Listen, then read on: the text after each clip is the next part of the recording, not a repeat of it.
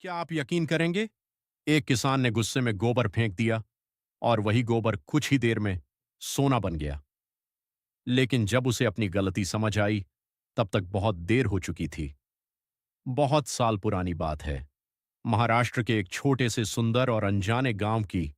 उस गांव के पास एक छोटा सा पहाड़ था, जो बेहद रहस्यमयी माना जाता था। चारों तरफ हरे भरे खेत, चिड़ियों की आवाज और मेहनत करते किसान। सब कुछ बिल्कुल सामान्य चल रहा था।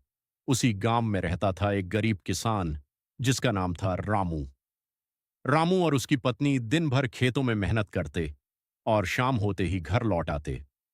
उनके पास एक बहुत ही सुंदर गाय थी, जिसका दूध इतना मीठा था कि गांव वाले उसे बड़े शौक से खरीदते थे। उसी दूध से उनका घर चलता था। लेकिन कुछ दिनों से उनकी गाय अजीब व्यवहार करने लगी थी और उसका दूध भी कम होने लगा था। रामू परेशान था। उसे समझ नहीं आ रहा था कि आखिर हो क्या रहा है।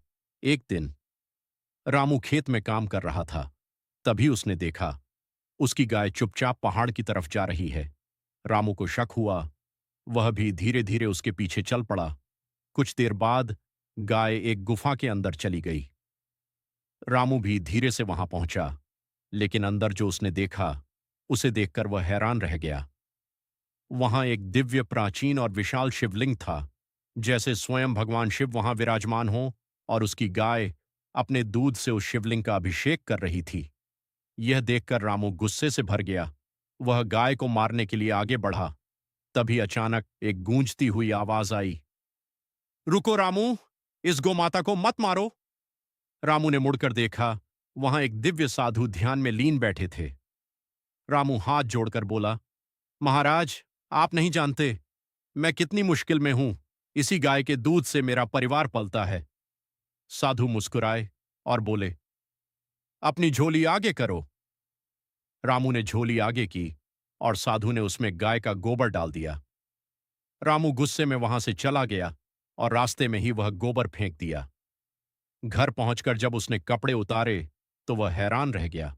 उसके कपड़ों पर लगा गोबर सोने में बदल चुका था।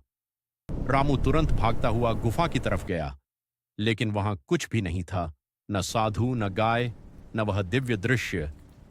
वह निराश होकर वापस लौटा और जहां उसने गोबर फेंका था, वहां गया, लेकिन वहां भी कुछ नहीं मिला। रामू समझ चुका था कि उसने गुस्से और लालच में एक दिव्य अवसर खो दिया। सीख, कभी भी गुस्से और लालच में निर्णय नहीं लेना चाहिए, क्योंकि असली चमत्कार